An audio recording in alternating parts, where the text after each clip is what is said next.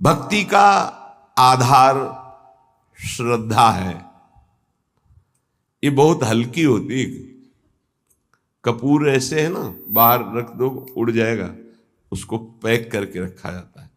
ऐसे गुरु श्रद्धा, इष्ट श्रद्धा, इसे बहुत छुपा के रखा जाता है।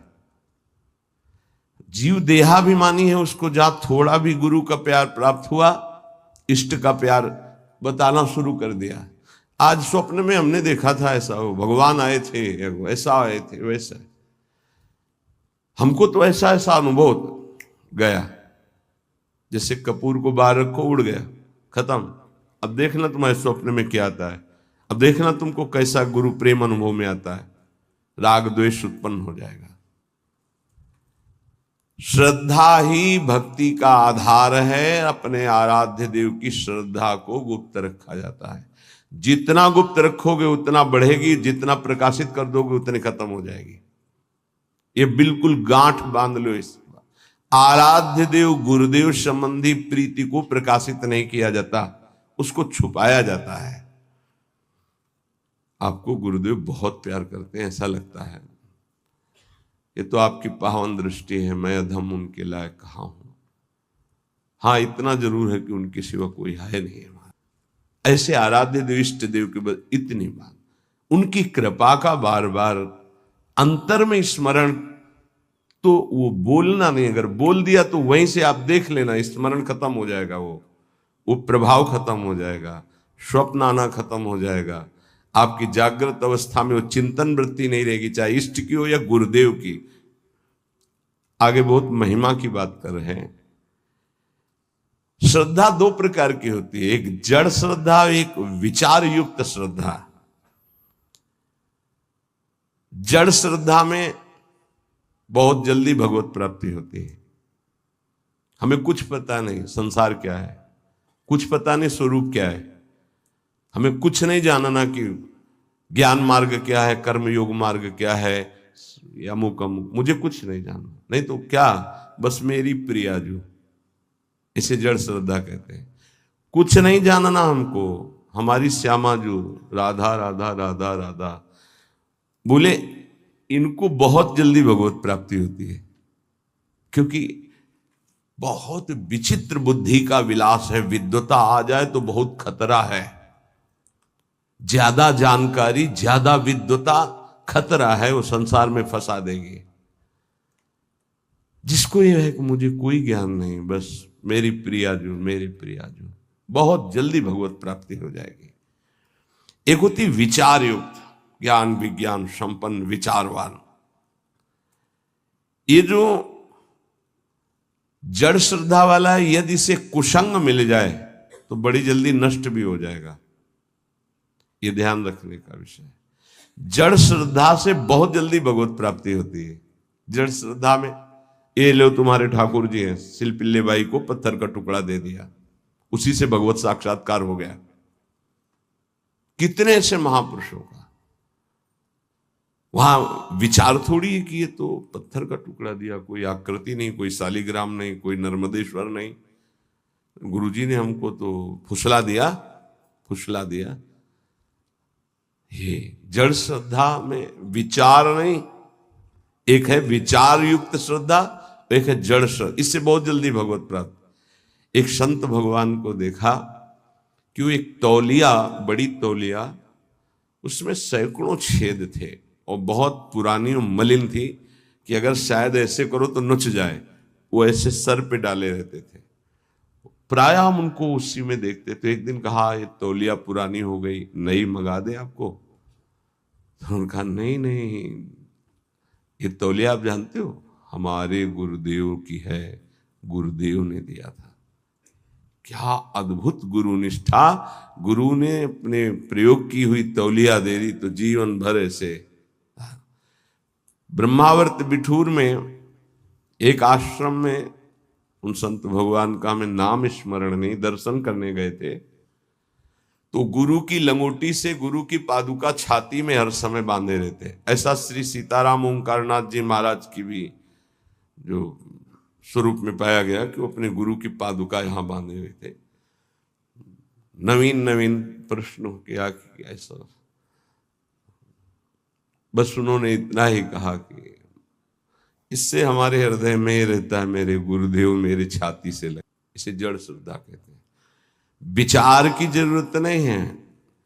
गुरु प्रसादी गुरु वस्तु, इष्ट प्रसादी इष्ट वस्तु, ये जीवन बन जाता है, ये जीवन हो जाता है। उसमें विचार की जरूरत नहीं। बिना ही विचार करी शुभ जानी। हमारी आसक्ति इतनी हो जाए कि विचार करने की गुंजाइश न रह जाए इष्ट और गुरु में। लेकिन ऐसे साधकों के लिए गिरने की भी बहुत चांस जोरदार होते हैं।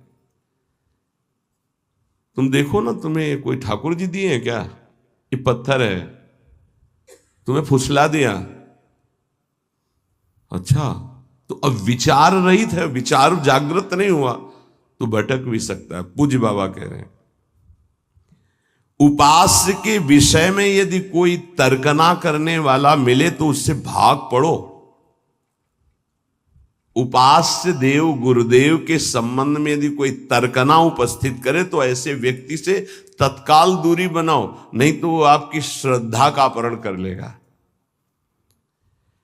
यदि उपास्य देव के सेवा सुख की चर्चा, उनकी लीला की चर्चा तो ठीक है, उपास्य देव के विषय में कोई तर्क वाली बात नहीं सुननी है। उपासना में भारी विघ्न पड़ जाता है जब तार्किक पुरुषों का संग जड़ श्रद्धा वाले को हो जाता है। बहुत विचित्र खेल है, बहुत संभलना है, बहुत विवेक की बात है। बिल्कुल संग छोड़ दे, नहीं जड़ श्रद्धा में फिर फर्क पड़ जाएगा। विचारवान तो अपने को संभाल लेगा, लेकिन जड़ श्रद्धा वाले में फर्क पड़ जाएगा। और अगर जड़ श्रद्धा पुष्ट हो गई तो भगवत प्राप्ति हो गई। उपासना में जो विघ्न है वो सबसे बड़ा तार्किक पुरुषों का संग है। पूज्य बाबा गुरुदेव के बताए मंत्र, गुरुदेव के दिए उपास्य देव और गुरुदेव की दी हुई साधना में किसी का हस्तक्षेप बर्दाश्त न करे। इस बात को बहुत जोर से पकड़ लीजिए यदि मंगल चाहते हो तो। गुरुदेव के बताए हुए मंत्र, गुरुदेव के दिए हुए इष्ट देव और गुरुदेव की बताई हुई उपासना साधना में कभी भी किसी भी तरह का हस्तक्षेप बर्दाश्त न करें। बहुत को बहते देखा ऐसे प्रवाह में बहते हुए कि वो पकड़ में नहीं आ रहे, चले गए, संसार की दलदल में पुनः फंस गए। कभी भी ऐसे तार्किक पुरुषों का संग न करे जो आपकी उपासना का खंडन कर रहे हो। ये गांठ बांध लीजिए, बहुत हानि हो जाती है, अश्रद्धा हो जाती है। बहुत संभालना है क्योंकि बहुत कोमल श्रद्धा होती है। ये सूक्ष्म विषय सत्संग है, इसको अच्छे से समझना। हमारा भाव बढ़ता चला जाए, तार्किक पुरुषों के द्वारा भाव घट जाता है और यहां तक कि नष्ट भी हो जाता है। जो विचारवान भक्ति वाले होते हैं उनको बहुत विलंब से भगवत प्राप्ति होती है, पर उन विचारवानों को जल्दी कोई भ्रष्ट नहीं कर सकता। ये बात समझना, क्योंकि वो ज्ञान विज्ञान संपन्न है, तत्काल हर बात को काटने की क्षमता रखते हैं। पर जड़ श्रद्धा वाला काटने की क्षमता नहीं रखता, वो तो आसक्त होने की क्षमता रखता है। अब उसकी अगर आसक्ति परिपक्व हो गई तो फिर भगवत प्राप्ति। शिल्पिल्ले भाई की जिसे चर्चा में आता कि उनका ब्याह हुआ तो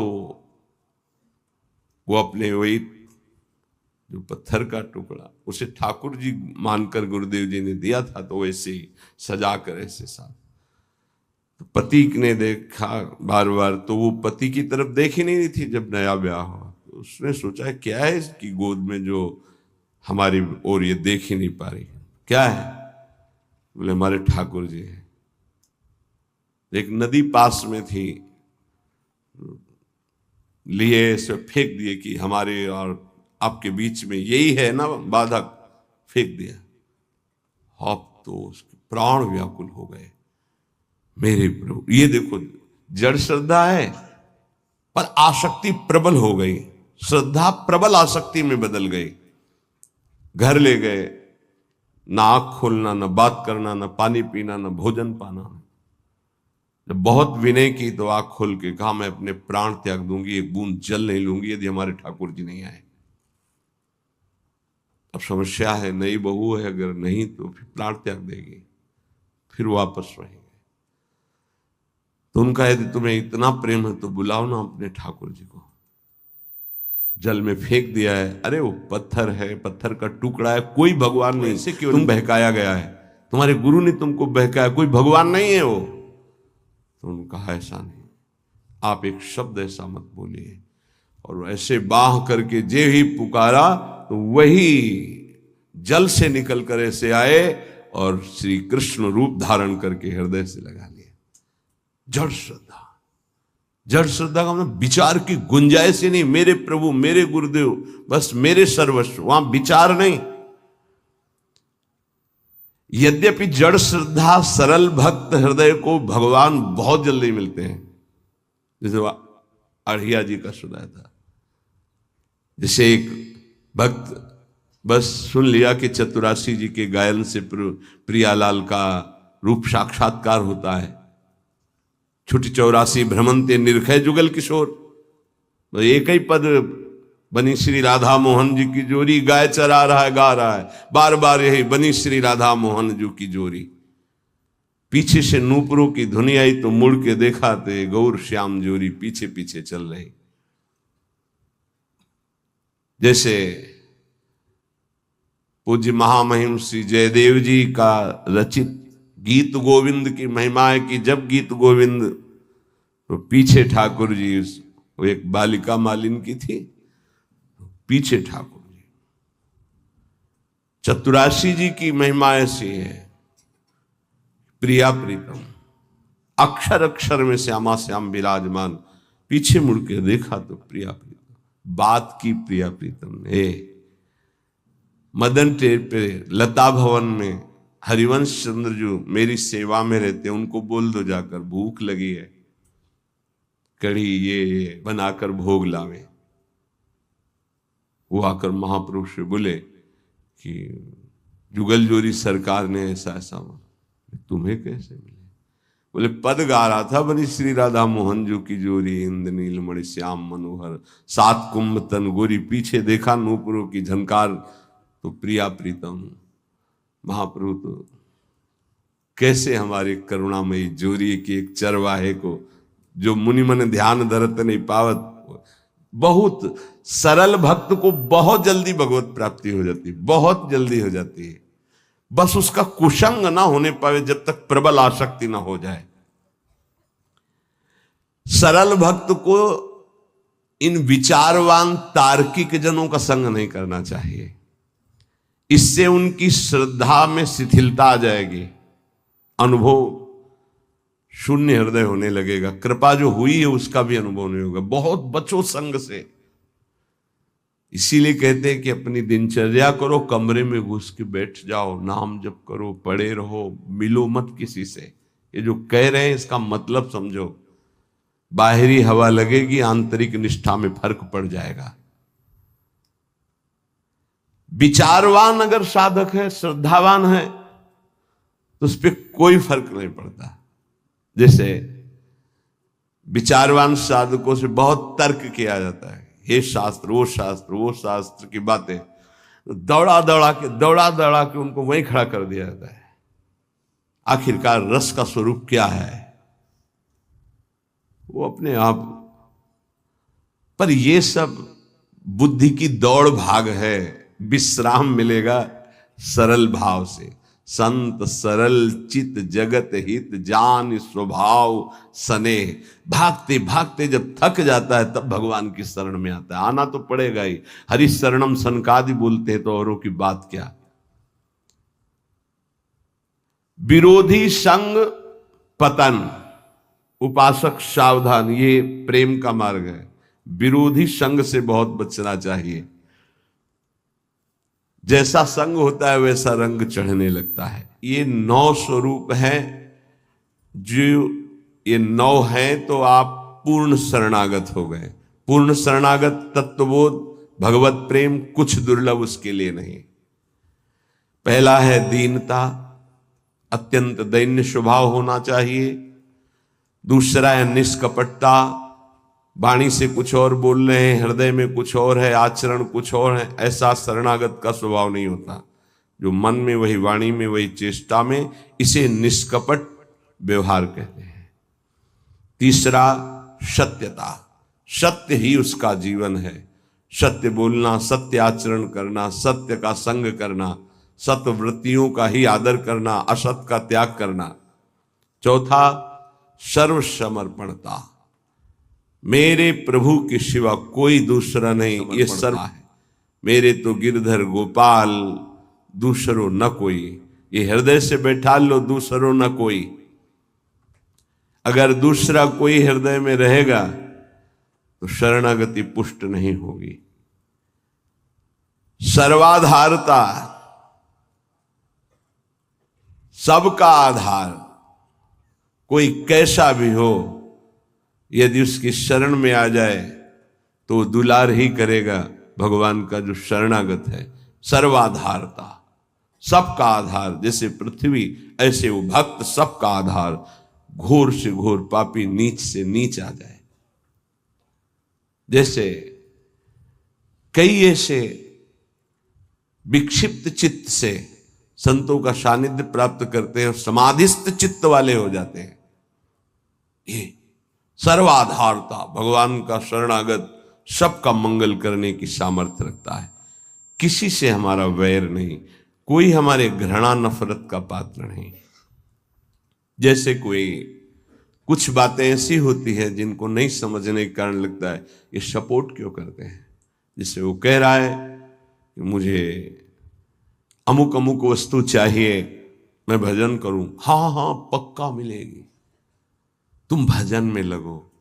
किसी भी तरह से सकाम हो या निष्काम हो, मेरे प्रभु से जुड़ जाए, उसका मंगल होता है। श्री सुखदेव जी परीक्षित जी से कहते हैं, काम, स्नेह, क्रोध, लोभ, किसी भी तरह से द्वेष, वैर, कैसे भी मेरे प्रभु से जुड़ जाए। वृत्तियां सच्चिदानंद से जुड़ती, इसलिए सच्चिदानंद। व्यवहारिक नहीं समझ, सर्वाधारता, कोई भी किसी भी भाव से आए उसका आधार भक्त होता है। चिंता मत करो, भगवान बड़े कृपालु हैं, बहुत जल्दी परम मंगल हो जाएगा। सकामता से अगर प्रभु के चरणों में गए तो निष्कामता आने में देर नहीं लगेगी। अगर निष्कामता सत्संग से प्राप्त हो गई तो भगवत साक्षात्कार के लिए अब ज्यादा समय नहीं रह गया। निष्कामता में भगवत साक्षात्कार होता है। सकामता से प्रभु से अगर हम जुड़े तो निष्कामता अवश्य प्राप्त हो जाती, क्योंकि मेरे प्रभु का प्रभाव ऐसा है। इष्ट देव का पूर्ण विश्वास, छठवां। सातवां सर्वा आराध्यता, अपने आराध्य देव में इतना तन्मय है कि सब उसकी आराधना करते हैं। ये शरणागत का लक्षण है, सब उसे प्यार करने लगते हैं। सर्वा आराध्यता, ये सद्गुण प्रकाशित होता है। जैसे सर्वाधारता, सबका आधार, ऐसे सर्वा आराध्यता, उसके ऐसे सद्गुण प्रकाशित होते हैं। उसका ऐसा प्रभाव स्वभाव कि सब उसकी आराधना करते हैं। आठवां इष्टानन्यता, एक भरोसो, एक बल, एक आस विश्वास। नवां निज स्वरूप विस्मरण, अपनी भी याद गई, केवल अपने इष्ट देव की याद। देखो वेदांत में निज स्वरूप स्मरण, प्रेम में निज स्वरूप विस्मरण। मैं श्यामा श्याम की सेवा कर रहा हूं, कई बार सत्संग में कहा अगर शब्द पकड़ाओ, उपासक की जब सेवा सिद्ध होगी तो मैं सेवा कर रहा हूं ये गायब हो जाएगा। केवल सेवा और सेव्य, सेवा हो रही, सेव्य, मन सेव्य, बुद्धि सेव्य, चित्त सेव्य, इष्टाकार वृत्ति, अपनी हूं सुधि ना रही, एक रहो नंदलाल। तो इष्ट देव का निरंतर जो चिंतन करते हैं, सत्संग करते हैं भगवत प्रेमी महात्माओं से, तो उनको ये 9 प्रकार की शरणागति पूर्णता कराने वाली प्राप्त हो जाती है। फिर तो इतना आनंदमय जीवन होता है जैसे खाण का खिलौना है, चीनी का, दीपावली में वो प्रकाशित होता है, वो घोड़ा बने हुए और उसमें बैठे हुए। तो चाहे जहां से शुरू करो मीठा ही मीठा है, उसमें मीठा ही है, दूसरा कुछ नहीं है।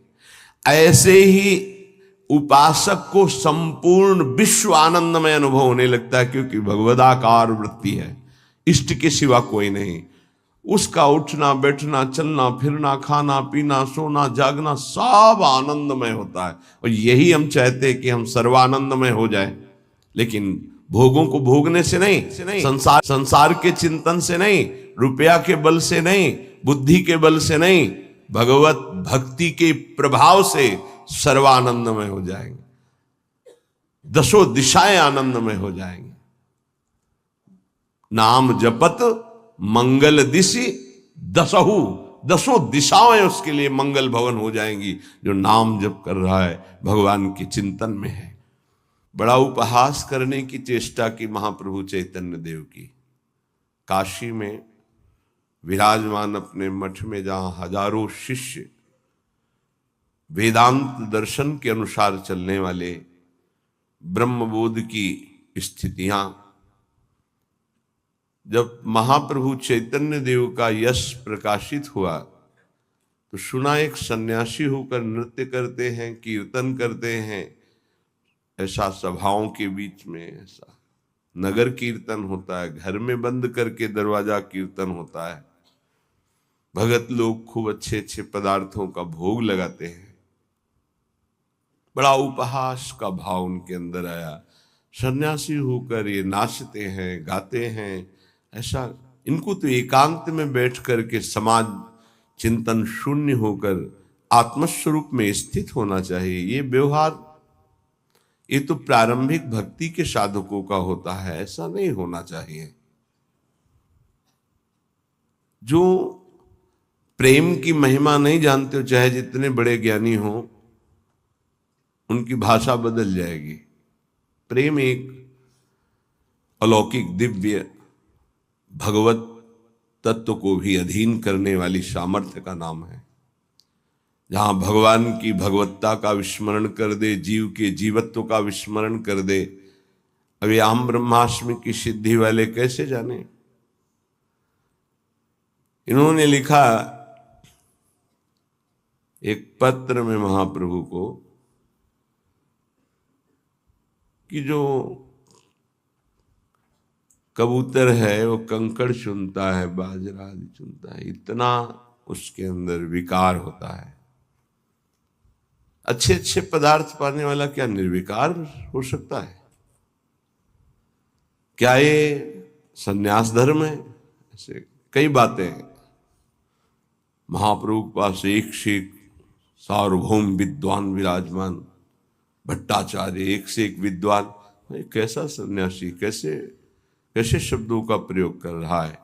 संस्कृत में सार्वभौम भट्टाचार्य जी ने श्लोक लिखा कि तुम्हें यह ज्ञान है, आंतरिक स्थिति से तो मैं उत्तर नहीं दे रहा हूं, केवल बाहरी बात बता रहा हूं कि बड़े बड़े पशुओं का संहार करके स्वयं शिकार करके सिंह खाता है। कहीं कहीं आता है जीवन में एक बार संतान उत्पत्ति करता है, कहीं कहीं आता है वर्ष में एक बार। तुमने खुद लिखा ये बंदर, कबूतर, कई ऐसे जीव पाए गए जो बहुत ही ऐसा काम भाव उनके अंदर। क्या आहार प्रधान है काम में? क्या बाहरी दृश्य से किसी की स्थिति जानी जा सकती है? पर उनको अपने ज्ञान के आगे कुछ समझ में नहीं। सार्वभौम भट्टाचार्य जिनका प्रभु आदेश कीजिए पूरी काशी में सबको बैठाल कर अगर इनको परास्त न कर दे तो बता। बहुत अद्भुत विद्वान सार्वभौम भट्टाचार्य जी। एक कोई ग्रंथ था, उसका नाम हमें याद नहीं है। उस समय ना तो कोई ऐसे छापे थे कि छप जाए, और उस बड़े मोटे ग्रंथ को उनको प्राप्त करना था। तो गए तो वहां उनसे प्रार्थना की कुछ दिनों के लिए हमें दे दो। बोले कदापि नहीं। तो उनका फिर एक बार सुना दो हमें। कहा ये हो सकता है। एक बार सुनने मात्र से पूरा प्रारंभ से लेकर विश्राम तक पूरा ग्रंथ कंठस्थ कर लिया, ऐसे विद्वान महापुरुष। महाप्रभु से कहा, प्रभु आपके विषय में इनको हम काशी में जाके पढ़ा। महाप्रभु ने कहा, नहीं, ये हमारी भक्ति का स्वरूप नहीं है। संयोगवशात कृपालु महाप्रेम स्वरूप चैतन्य देव जी काशी पधारे। अब एक भगत जो प्रबोधानंद जी से भी परिचय रखता था और महाप्रभु की सेवा में भी, वो नजदीक गया और कहा कि प्रभु पधारे हैं, चैतन्य देव आप कृपा करके मिल ले। वो इसलिए मिलाना चाहते थे कि बहुत अच्छे संत हैं, पर इनके मन में ऐसी भावना वेदांत को लेकर जो आई है, तो ये समझें कि वेदांत ही सर्वस्व नहीं, वेदांत के ऊपर भी कोई रस है जिसका नाम प्रेम है। उन्होंने कहा, मुझे किसी से मिलने की आवश्यकता नहीं, मना कर दिया। श्रीपाद प्रबोधानंद, उस समय प्रकाशानंद सरस्वती नाम था। भक्त ने पहले चैतन्य महाप्रभु को प्रार्थना के द्वारा राजी किया कि प्रभु यदि श्रीपाद निमंत्रण दे दें तो आप कृपा करके उनकी सभा में पधारेंगे। तो प्रभु श्रीपाद पर कृपा करना ही चाहते थे। ये महापुरुषों का स्वभाव होता है कि जो उनकी निंदा, अवहेलना, अपमान करे उसका परम मंगल कर दें, ये उनका स्वभाव होता है। कोई नहीं जान पाएगा इस स्वभाव को। श्रीपाद से कहा, हमारी इच्छा है कि हम आप सब संतों को प्रसाद भोग पवाएं और एक संत संगोष्ठी हो जिसमें महाप्रभु चैतन्य देव भी पधारे। तुम कहा, हाँ, इसमें मुझे कोई परेशानी नहीं, क्योंकि वो हमारे यहां आएंगे। मान बड़ा सूक्ष्म विषय होता है। इतना बड़ा ज्ञानी महात्मा और मान को अभी बांधे हुए हैं, यही बहुत मुश्किल होता है। तभी बड़े संतों ने कहा है, कंचन तजना सहज है, सहज त्रिया का नेह, मान बढ़ाई ईर्ष्या दुर्लभ तजनाए। ईर्ष्या से प्रेरित होकर निंदा की और मान के अधीन होकर उनके चरणों में नहीं गिरे जाके। जब ये कि हमारे आश्रम आएंगे तब उन्होंने कहा, फिर को तो कोई बात नहीं, आने दीजिए। और उनको था कि सभा में बैठ करके हम उनको इस तरह की चेष्टाओं के लिए उनको कहेंगे तो वो खुद मानेंगे कि गलती है। बड़े ऊंचे मंच पर सभा बनी, सब संतों के गिरदे लगे हुए हैं, सब भगवत स्वरूप महात्मा होते हैं।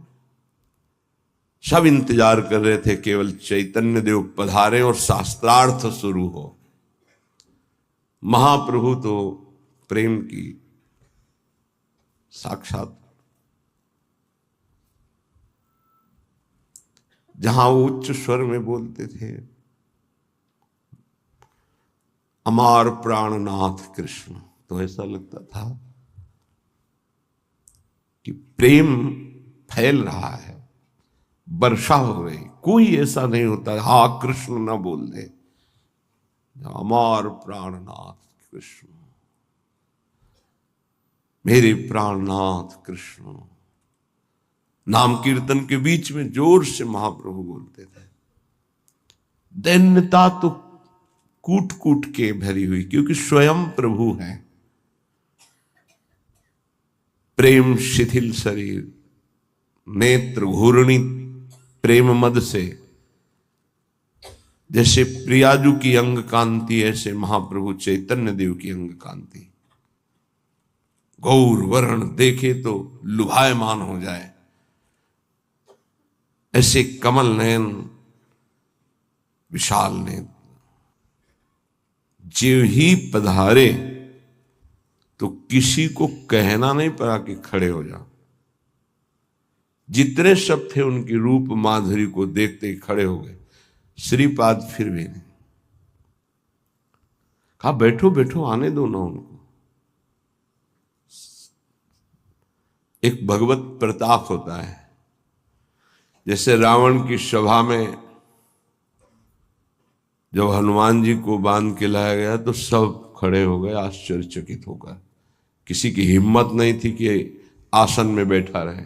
इतने बड़े महापुरुष राम भक्त पधारे, सब खड़े हो। रावण सबसे बैठ जाओ बैठ जाओ, इसका सम्मान थोड़ी करना है। वो तो असत अविद्याग्रसित, लेकिन ये विद्या के पारंगत विद्वान पर मान का कुछ ऐसा स्वभाव होता है कि वो अपने आगे किसी की नहीं चलने देता। महाप्रभु बैठ गए जहां सबके चरण धोए गए थे, वो उस जगह पर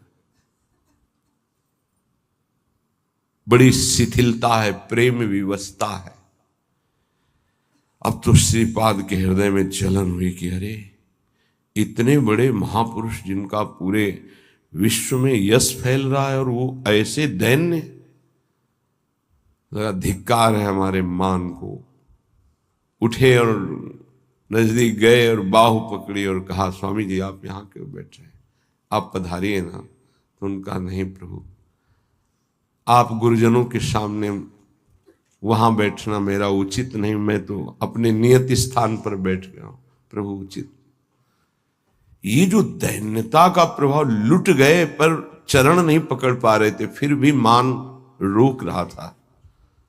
सभा में जाके बैठे, कई वेदांत की बातें की, तो महाप्रभु हर वेदांत के प्रश्न का उत्तर श्री कृष्ण परख देते और कहा वेदांत सूत्रों की रचना और भाषा प्रकट करने वाले भगवान व्यास देव जी भी सब कुछ करके भी एक अशांति का अनुभव कर रहे थे। बाद में देवर्षि नारद जी की प्रेरणा से जब श्रीमद् भागवत श्री कृष्ण रूप माधुरी लीला माधुरी का गायन किया तो उनको परम विश्राम मिला। वो क्यों नहीं वेदांत में परम शांत हो गए थे, क्यों रचना की? बहुत विशेष चर्चाएं हुई, श्रीपाद प्रभावित तो हुए पर बार बार तर्क उठ रहा था क्योंकि बहुत बड़े विद्वान थे। महाप्रभु वहां से पधारे, भावावेश में एक दिन काशी के किनारे घाटों में कीर्तन महाप्रभु का, और ये भी विश्वनाथ जी के दर्शन करने के लिए जा रहे। जे ही देखा अश्रुओं की धार रोमांच, और वो कृष्ण नाम की माधुरी छाई हुई थी काशी में। अब लगा कि हे अब नहीं, अब मान का बोझा मैं नहीं ढो सकता। गए, दंड रख दिया चरणों में, साष्टांग लौट गए, प्रभु अब नहीं। बहुत रोका अपने को, इस मान ने मुझे बहुत दुख दिया और इसी मान ने आपको उपहासास्पद वचन कहे, प्रभु अब इस अधम को स्वीकार कर लीजिए। महाप्रभु श्री भावावेश में उठाए और कहा प्रकाश तो हो चुका है पर प्रबोध नहीं हुआ। आज से तुम्हारा नाम प्रकाशानंद नहीं प्रबोधानंद होगा, और श्री कृष्ण की अपार कृपा तुम्हारे ऊपर है। जाओ श्री वृंदावन धाम की रज का सेवन करो, प्रियाजू की विशेष कृपा तुम पर हुई।